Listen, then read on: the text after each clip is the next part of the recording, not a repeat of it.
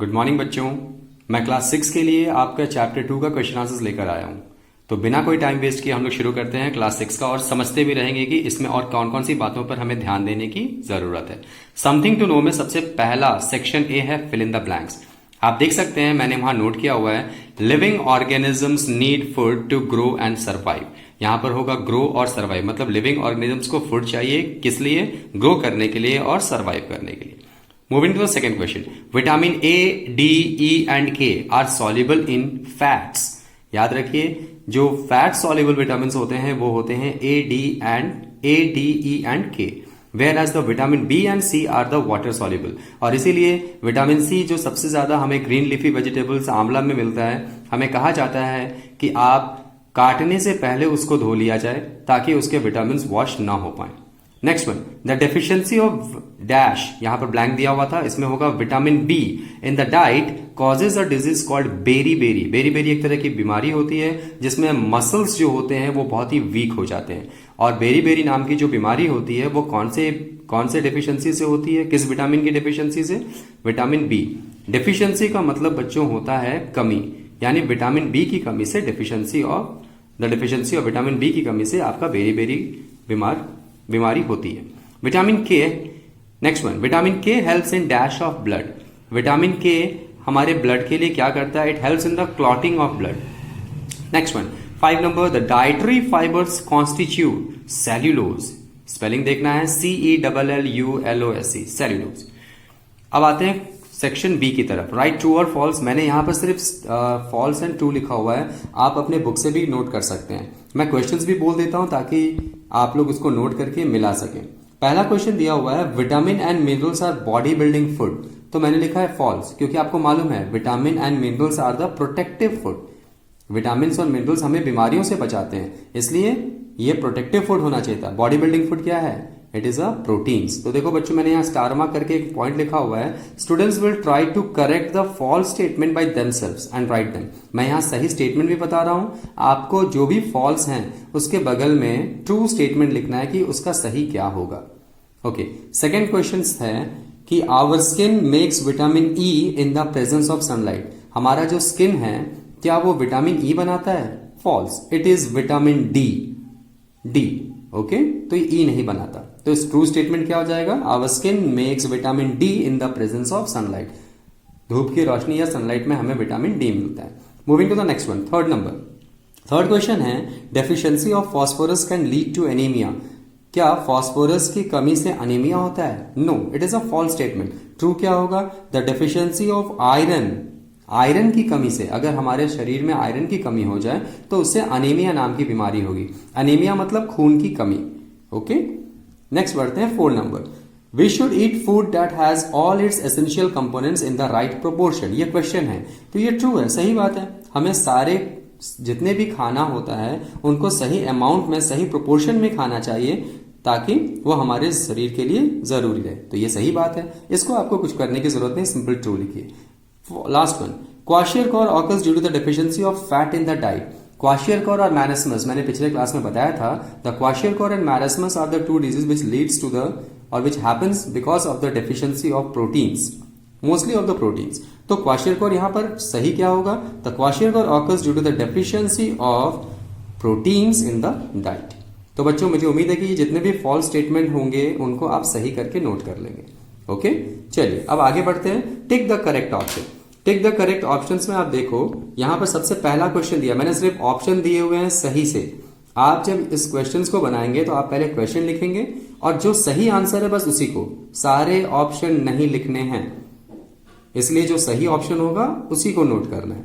तो देखो पहला क्वेश्चन है, when a drop of iodine solution was put on the cut surface of a potato, it turned blue black in color. This indicates the presence of। तो बच्चों यहां पर questions बोला गया कि अगर आयोडीन सॉल्यूशन को डाला जाए पोटैटोज में तो ये, और अगर इसका कलर चेंज हो जाए ब्लू ब्लैक में, तो ये किस चीज को इंडिकेट करता है? ये इंडिकेट करता है स्टार्च को। तो देखो पहला वाला जो है मैंने लिखा है यहां पर starch. Okay, second one, the deficiency of vitamin A in the diet causes a disease known as. Vitamin A की कमी से कौन सी बीमारी? Night blindness. Third one, iron is essential for. अभी अभी अब बात हुआ था आयरन का। आयरन किसके लिए जरूरी है? फॉर्मेशन ऑफ हीमोग्लोबिन, जो हमारे ब्लड के अंदर होता है। जैसे प्लांट्स में पत्ते हरे होते हैं क्लोरोफिल के चलते, उसी तरह हमारे बॉडीज में जो ब्लड लाल होता है वो होता है पिगमेंट हीमोग्लोबिन के चलते। Haemoglobin is also a pigment, chlorophyll is also a pigment. Okay, next one, a child who has bow legs is suffering from a deficiency disease known as. अगर कोई ऐसा बच्चा हो जिसका पैर, जिसका लेग्स धनुष के आकार का हो, मतलब टेढ़ा हो गया हो, तो इसका मतलब उसमें कौन सी बीमारी है? रिकेट्स। पांव का टेढ़ा होना रिकेट्स होता है। ये जनरली विटामिन डी की कमी से होती है। ठीक है, ओके। उसके बाद last one, the deficiency of proteins in the diet of a children can cause the disease known as kwashiorkor. अभी भी बात हुई थी ऊपर में क्वाशियरकॉर की। प्रोटीन्स की कमी से यहां पर क्वाशियरकॉर हो सकता है। तो मुझे उम्मीद है कि आपको ये सारी चीजें समझ में आ गई होंगी।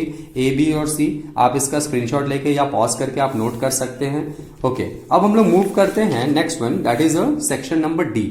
सेक्शन डी में शॉर्ट आंसर क्वेश्चन है। सबसे पहला क्वेश्चन दिया हुआ है, name the important sources of our food. सबको मालूम है, यानी फूड हमें कहां कहां से मिलता है। The important sources of our food are plants and animals. दूसरा आते हैं, state the importance of carbohydrates in our diet, यानी कार्बोहाइड्रेट्स हमारे लिए क्यों जरूरी है। तो आप यहां बता सकते हैं, the carbohydrates in our food are present in the form of sugar and starch that gives us energy. यानी कार्बोहाइड्रेट्स हमारे फूड में किस रूप में प्रेजेंट होते हैं? शुगर में और स्टार्च में। ओके, और ये हमें क्या देता है? एनर्जी देता है। थर्ड वन पे आते हैं। थर्ड क्वेश्चन है, आपको यहाँ विटामिन का नाम लिखना है जिसकी कमी से ये बीमारी हो रही है। मतलब नाइट ब्लाइंडनेस किस विटामिन की कमी से हो रही है, बेरी किस विटामिन की कमी से, स्कर्वी किस विटामिन की कमी से, और रिकेट्स किस विटामिन की कमी से। तो नाइट ब्लाइंडनेस देखो vitamin A, beriberi vitamin B, scurvy vitamin C, rickets vitamin D. Move to the next one, 4 number में है, name any 3 of the minerals needed by our body. कोई 3 मिनरल्स का नाम बोलना है। मिनरल्स बहुत सारे होते हैं जो हमारे बॉडी के लिए एसेंशियल है, लेकिन आपके बुक्स में जो दिया हुआ है मैंने उसको नोट किया हुआ है। It is a phosphorus, iron, iodine. आप कैल्शियम भी लिख सकते हैं, कैल्शियम भी हमारे बॉडी के लिए बहुत ज्यादा जरूरी है। तो कोई 3 लिखना है, तो अब मैंने यहां पर फॉस्फोरस, आयरन एंड आयोडीन लिखा हुआ है। 5 नंबर क्वेश्चन वेरी इंपॉर्टेंट, इसको याद करना है, बहुत जरूरी है।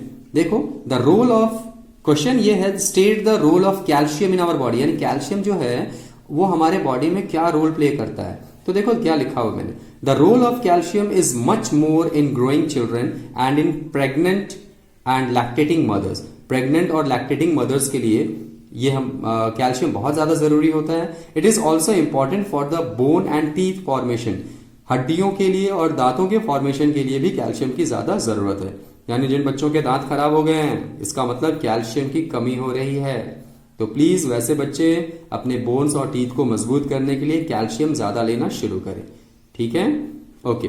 Next one, right the full forms of PEM and PCM. Her bar exam में ये क्वेश्चन आता है और बच्चे स्पेलिंग में इसका ध्यान नहीं देते। प्लीज ध्यान दो, full form of PEM and PCM are protein, energy, malnutrition, और PCM protein, calorie, malnutrition. तो बच्चों आप समझ सकते हो कि ये जो चीजें हैं ये आपका दोनों के फुल फॉर्म में लिखने के लिए आप इन चीजों का यूज करेंगे। ध्यान देना है, पीईएम और पीसीएम ये कैपिटल्स में लिखा हुआ है, उसका फुल फॉर्म देख लो, protein, energy, malnutrition and protein, calorie, malnutrition. तो मुझे उम्मीद है कि ये आपको समझ में आ गया होगा। सेक्शन डी का ये क्वेश्चन आंसर्स इतना ही है। ओके, चलिए अब बढ़ते हैं हम लोग सेक्शन ई की तरफ। ओके बच्चों, अब सेक्शन ई में आते हैं। सेक्शन ई में क्वेश्चन है, name the 2 sources of each of the following. मतलब आपको सोर्सेज का नाम लिखना है। मतलब यहां पर न्यूट्रिएंट्स दिया हुआ है और सोर्सेज दिया हुआ है, तो आप इनको नाम लिखेंगे और समझेंगे कि ये कैसे होगा। तो देखो, सबसे पहला है कार्बोहाइड्रेट्स। कार्बोहाइड्रेट्स किसमें पाया जाता है? सोर्सेज मतलब जहां से वो मिलता है, स्रोत, व्हीट में, मेज में, और भी बहुत सारी जगह होती हैं, आप उनको देख सकते हैं। प्रोटीन्स, सोयाबीन सीड, सबसे ज्यादा प्रोटीन सोयाबीन सीड्स में होता है। जो कहते हैं फ्लैश में होता है, मिल्क में होता है, और भी एग्स में होता है, बिल्कुल नहीं, सबसे ज्यादा protein soybean seeds. Very important question for the examination point of views. Next one is pulses. जो दाल आप खाते हैं वो प्रोटीन लेना चाहिए। बच्चों आप जानते हो कि proteins are the body building food, यानी अभी आप ग्रोइंग स्टेज में हैं, आपका बॉडी बिल्ड हो रहा है, आपके मसल्स बिल्ड हो रहे हैं, इसका मतलब आपको चाहिए कि आप सोयाबीन सीड्स, पल्सेस थोड़ा ज्यादा लें। ओके, नेक्स्ट बनाते हैं फैट्स। फैट्स जो है ये हमें dry fruits, nuts and butter में मिलता है। ड्राई फ्रूट समझते हैं, जो काजू किशमिश आप बात करते हैं, उन सब में आपके फैट्स मिलते हैं। Fats are the energy giving food. Roughage, roughage जो होता है green vegetables and whole grains, आपको मालूम है कि जो रफेज है वो किसी न्यूट्रिएंट्स में तो नहीं आता, लेकिन हमारे बॉडी के लिए काफी ज्यादा जरूरी है। हम सारा रफेज फेंकना चाहते हैं, जो छिलके होते हैं, साबुत दाना या साबुत अनाज जो होता है उसको यूज करना चाहिए। बच्चे बहुत कम ग्रीन वेजिटेबल्स खाते हैं। वैसे बच्चे, अब देखो, अगर हम ग्रीन वेजिटेबल्स बहुत कम खाएंगे then it will leads to a disease known as constipation, कब्ज हो जाएगा, यानी सुबह सुबह क्लियर नहीं होगा। तो आपको चाहिए कि आप green vegetables and whole grains होता है साबुत अनाज, छिलका वाला अनाज जो होता है उसको यूज करना चाहिए। वेरी इंपॉर्टेंट रफेज, आपकी जिंदगी में रफेज का बहुत ज्यादा इंपॉर्टेंट है। हमारे बॉडी में ये डाइजेस्ट तो नहीं होता, लेकिन फिर भी हमारे बॉडी में कॉन्स्टिपेशन ना हो इसके लिए रफेज काफी ज्यादा यूज होता है। ओके, आगे बढ़ते हैं। Vitamin A, vitamin A generally yellow vegetables और घी में ज्यादातर मिलते हैं। Vitamin C very important, citrus fruits, बच्चों ये नाम याद रखना, साइट्रस मतलब होता है जो खट्टे फल होते हैं, उनमें बहुत ज्यादा विटामिन सी मिलता है, जैसे लेमन, ऑरेंज, आंवला। सबसे ज्यादा विटामिन सी किसमें मिलता है? आंवला में, एंड ग्रीन चिलीज। क्लियर है? चलिए अब आते हैं नेक्स्ट क्वेश्चन की तरफ। अब देखो बच्चों, ये सेकंड क्वेश्चन हर बार आता है और समझो कि इस चैप्टर का ये जान है, और बच्चे इसी को स्किप करते हैं, मतलब उनको लगता है कि ये चैप्टर्स नहीं करना चाहिए, ऐसा ये क्वेश्चन नहीं करना चाहिए। लेकिन बच्चों मैं आपको रिकमेंड करता हूं कि ये वाला क्वेश्चन बिल्कुल देख लो, सेकंड नंबर क्वेश्चन। इससे आपका फूड चैप्टर का ये समझो कि मोर देन 80-90% क्वेश्चंस आराम से हो जाएंगे। देखो बच्चों, क्वेश्चन ये है कि अगर किसी खाने में हमारे पास प्रोटीन्स हो, स्टार्च हो, फैट्स हो, तो हम उसको कैसे चेक कर सकते हैं? तो देखो मैंने टेस्ट फॉर प्रोटीन्स लिखा हुआ है। प्रोटीन्स के लिए क्वेश्चन ये है, describe one test each for detecting the presence of the following in food. तो देखो क्या करेंगे, द फूड्स जिसको टेस्ट करना है उसको हम कहेंगे फूड सैंपल, यानी उस फूड सैंपल को हम लोग एक टेस्ट ट्यूब में लेते हैं, and a few drops of water is added to make a suspension. मतलब अगर हम पानी मिलाएंगे तो वो एक सस्पेंशन के रूप में आ जाएगा, मतलब उसमें मिक्सअप हो जाएगा। ऑफ ए क्रस्ट फूड, मतलब उसको पहले थोड़ा सा क्रस्ट कर लेंगे, थोड़ा सा उसको पतला कर लेंगे। Okay, after that a few drops of concentrated nitric acid. बच्चों बहुत इंपॉर्टेंट, इसको मैंने अंडरलाइन किया हुआ है, आप भी ध्यान देंगे। ये नाम याद रखना, जब भी प्रोटीन्स का नाम आए आपके पास होना चाहिए that the concentrated nitric acid is used, is added carefully. बच्चों ये एक एसिड होता है, लेकिन कंसंट्रेटेड है, इसका मतलब बहुत ही खतरनाक एसिड है। इस एसिड का यूज हम टेस्ट के लिए करते हैं, ठीक है? तो इसको हमें बहुत सावधानी पूर्वक टेस्ट ट्यूब में डालना चाहिए। If the colour of the suspension changes into yellow, जिस टेस्ट ट्यूब में हमने यह नाइट्रिक एसिड डाला, कैसा नाइट्रिक एसिड है? कंसंट्रेटेड नाइट्रिक एसिड, तो उसका कलर कैसा हो जाएगा? Yellow. It indicates the presence of the proteins, ये इंडिकेट करता है कि प्रोटीन्स हो। अगर येलो कलर नहीं आया मतलब प्रोटीन्स नहीं है, अगर येलो कलर आ गया कंसंट्रेटेड नाइट्रिक एसिड के डालने पर, इसका मतलब प्रोटीन्स उसमें है। ओके, मूव करते हैं नेक्स्ट वन। नेक्स्ट क्वेश्चन था उसी में, B number, test for starch. Starch का अगर टेस्ट करना है, कोई फूड सैंपल आपको दिया गया और कहा गया बताओ स्टार्च इसमें है या नहीं, तो आप क्या करेंगे? तो बच्चों देखो, स्टार्च के लिए हम क्या कर सकते हैं, the crushed food sample is taken, उसको भी थोड़ा सा क्रश कर लेंगे, is taken in a test tube and a few drops of iodine solution. देखो मैंने यहां पर अंडरलाइन किया हुआ आयोडीन, तो बच्चों याद रखना आयोडीन सॉल्यूशन किसके टेस्ट के लिए? स्टार्च के लिए। प्रोटीन्स के लिए क्या था बच्चों? Concentrated nitric acid. स्टार्च के लिए क्या है बच्चों? Iodine solution. प्रोटीन्स में जब कंसंट्रेटेड नाइट्रिक एसिड डालते थे तो कौन सा कलर आता था? येलो। स्टार्च के लिए आयोडीन डालेंगे तो कैसा कलर आएगा? Blue black. अगर ब्लू ब्लैक आ गया, इसको कभी कभी वॉयलेट भी कह सकते हैं, अगर ब्लू ब्लैक कलर आ गया तो समझो it indicates the presence of the starch. Next आते हैं टेस्ट फॉर फैट्स। अब देखो टेस्ट फॉर फैट्स में हम कर सकते हैं, फैट्स का टेस्ट करना है तो हम क्या करेंगे? कुछ नहीं, the given food sample should be rubbed on a dry paper. आपको चेक करना है कि किसी में फैट्स है या नहीं, आप उसको लो किसी पेपर के ऊपर, आप उसको थोड़ा सा रब कर लो। If it will leave a translucent mark, बच्चों ध्यान दो, ट्रांसलूसेंट, खाली रब करना है, घिस लेना है। अगर वो ट्रांसलूसेंट का मतलब थोड़ा, जैसे आप देखते हो कि अगर किसी पेपर में तेल लग जाए तो उसमें किस तरह का मार्क आ जाता है? ट्रांसलूसेंट। अगर हम उससे लाइट पास करें तो वो बहुत ही थोड़ा बहुत लाइट पास होगा, तो ट्रांसलूसेंट मार्क उसी को कहते हैं। तो ट्रांसलूसेंट मार्क अगर किसी पेपर पे आ गया तो आपको समझना चाहिए that it indicates the presence of the fats. तो मुझे उम्मीद है कि आपको test for proteins, test for starch and test for fats आपको आराम से समझ में आ गया होगा। आगे बढ़ते हैं। ओके बच्चों, the next question, third one. Third में क्या है? Why do we need proteins and how do they affect our health. बच्चों देखो यहाँ दो क्वेश्चन है, एक बोला है why do we need protein, मतलब प्रोटीन क्यों जरूरी है, और दूसरा how do they affect our health, मतलब वो हमारे हेल्थ को कैसे अफेक्ट करता है। तो देखो आप आंसर में लिखोगे, we need proteins to build our body, they help in the building of tissues. और देखो जब सेकंड क्वेश्चन है तो मैंने पैराग्राफ चेंज किया, पहला क्वेश्चन का मैंने यहां तक लिखा और सेकंड क्वेश्चन को पैराग्राफ मैंने चेंज किया। They help in building of tissues in growing child and take care of wear and tear of body at all ages. हर उम्र के लोगों में जो टिश्यूज का बनना और टूटना होता है, वियर एंड टीयर मतलब बनना और टूटना, उसको वो मेंटेन करता है। कौन? प्रोटीन्स। ओके, चलिए आगे बढ़ते हैं। 4 नंबर क्वेश्चन तो बहुत बड़ा है मगर देखो आंसर बहुत छोटा। क्वेश्चन का पहले मीनिंग समझते हैं, उसके बाद हम लोग आंसर की तरफ बढ़ेंगे। क्वेश्चन है, a mineral X is essential for the formation of a component Y in the blood of a person. The function of component Y is to transport oxygen in the body. मतलब जो Y बना उसका काम है oxygen को पहुंचाना। तो deficiency of the minerals x in the diet of a person cause a disease Z. Identify XYZ। XYZ पता लगाना है कि XYZ क्या है, और ऑल्सो मेंशन द सिम्टॉम। मतलब बच्चों ध्यान दो, XYZ पता तो लगाना है और सिम्टॉम्स भी लिखना है। मतलब 2 क्वेश्चन है यहाँ पे। तो आप मुझे बताओ ऐसा कौन सा मिनरल है जो ब्लड के लिए रिस्पॉन्सिबल है, ब्लड के अच्छे करने के लिए या ब्लड के फॉर्मेशन में हेल्प करता है? आयरन। अभी मैंने आपको बताया आयरन की कमी से बीमारी होती है अनीमिया। तो Z बीमारी का नाम है, तो Z में अनीमिया लिखे। बच्चों ध्यान देना, XYZ उल्टा नहीं होना चाहिए। ये नहीं कि अपने मर्जी से X कुछ और लिख दिया, Y कुछ और लिख दिया। क्वेश्चन ध्यान से पढ़िएगा। X में मिनरल्स पूछा है तो मिनरल्स का नाम, Y में आपका पूछा है कि कौन सा कंपोनेंट बनता है तो हीमोग्लोबिन। कंपोनेंट भी पूछा जा सकता है या पिगमेंट भी पूछा जा सकता है। और लास्ट में है अनीमिया। तो बच्चों अनीमिया जो है ये बीमारी है जो आयरन की कमी से या हीमोग्लोबिन की कमी से होती है। सिम्टॉम्स क्या है, इसके लक्षण क्या है, कैसे पता चलेगा कि किसी आदमी में अनीमिया हो गया या आयरन की कमी हो गई? तो देखो मैंने क्या लिखा है, एन अनेमिक पर्सन। अनेमिक मतलब जिसमें अनीमिया हो चुका है। अपीयर्स पेल एंड वीक, उसका कलर पीला हो जाएगा बच्चों, और वीक कमजोर हो जाएगा। द बॉडी शोज फैटिग, एकदम थकान होगा। फैटिग का मतलब थकान। लॉस ऑफ एपेटाइट, एपेटाइट मतलब भूख नहीं लगेगा, लॉस, भूख खत्म हो जाएगा। व्हाइटनिंग ऑफ नेल्स, नेल्स मतलब आपके नाखून जो होंगे वो व्हाइट कलर के हो जाएंगे। And swelling of hands and feet, आपका हाथ पांव जो है वो फूल जाएगा। अगर ऐसे लक्षण किसी भी लोगों में पाए जाते हैं तो समझो उसमें कौन सी बीमारी है, अनीमिया। ऐसे केसेस में उसको आयरन जिस चीजों से मिलता है उनको ज्यादा खाना चाहिए और साथ ही साथ डॉक्टर से बात करनी चाहिए। ओके, तो मुझे उम्मीद है कि ये 4 नंबर क्वेश्चन अच्छे से समझ में आ गया। वेरी इंपॉर्टेंट, ये आता भी है। ओके, नेक्स्ट आते हैं 5 नंबर में। 5 नंबर है, deficiency of iodine is more common in mountainous regions, why. मतलब बच्चों बोला गया है आयोडीन जो है, आपको मालूम है आपके घर में जो नमक यूज होता है वो आयोडाइज्ड नमक होता है। तो बच्चों क्वेश्चन है कि ये माउंटेनियस रीजन मतलब जो पहाड़ के ऊपर रहते हैं वैसे लोगों के लिए आयोडीन का कमी एक आम बात है। ऐसा क्यों?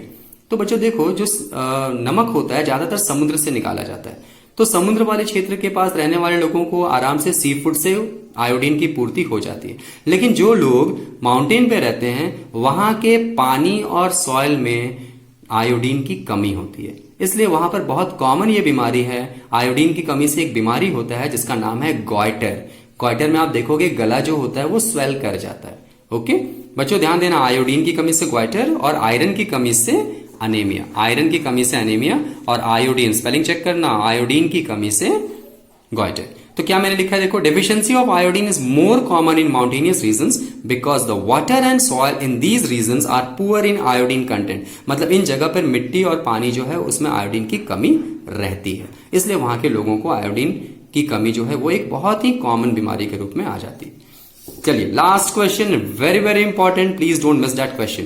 Question is what is balance diet, why should we take a balance diet. देखो बच्चों 2 क्वेश्चन है, बैलेंस डाइट क्या है और क्यों जरूरी है। तो देखो मैंने क्या लिखा, सबको मालूम है balance diet, a diet that contains all the nutrients like carbohydrates, fats, proteins, vitamins and minerals in the right proportion, सही अमाउंट में। प्रोपोर्शन मतलब सही अमाउंट में।